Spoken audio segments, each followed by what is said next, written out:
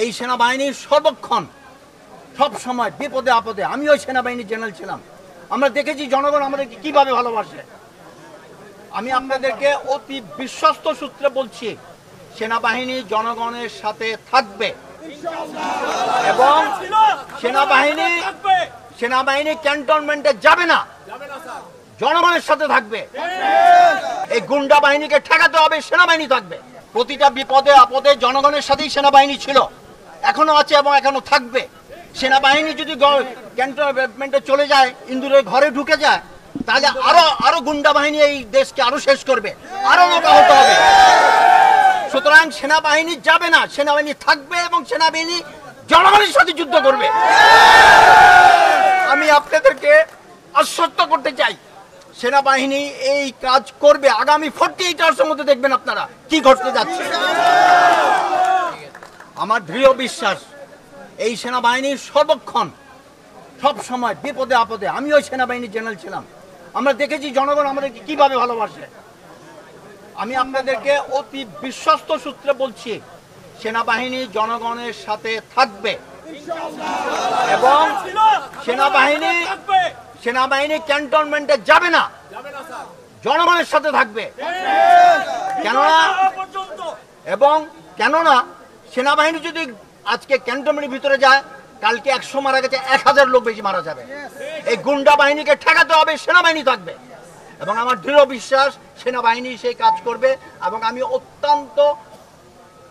আমি একটা confidential source থেকে বলছি, সেনাবাহিনী বিচ্যুত হবে না, জনগণকে বিট্রে করবেন না। ইনশাআল্লাহ বাংলাদেশ সেনাবাহিনী জিন্দাবাদ, এই প্রজন্ম জিন্দাবাদ। আমরা সবাই রিটায়ার্ড এবং রিটায়ার্ড হয়ে গেছি, যার জন্য আমরা সত্যি কথা বলতে ভয় পাই। ইনশাআল্লাহ বিজয় আমাদের হবেই, এই সরকার পদত্যাগ করবেই এবং এই যুগের জনগণ, এই ছাত্র সমাজই ভবিষ্যৎ গড়ে তুলবে। কিছু বাদ দিয়ে ডিএইচএস মিরপুর থেকে আসছি এখানে যোগ দিতে এবং একতা প্রকাশ করতে যে আমরা এই দেশের সব স্টুডেন্ট, সব বাচ্চা, সবাই আমাদের বাচ্চা, তাদের জন্য আমরা আছি সবসময়। এবং রাওয়ার পক্ষ থেকে অবশ্যই আমরা সবসময় দাঁড়াবো তাদের পক্ষে। যাই হোক না কেন, এরা আমাদের সন্তান, আমাদেরকে রক্ষা করতে হবে, দেশ আমাদের রক্ষা করতে হবে। ধন্যবাদ। জামায়াতটা আপনারা লক্ষ্য করেছেন, অনেক সিনিয়র অফিসার এসছেন, তারা সবাই সামনে আসতে পারলেন না।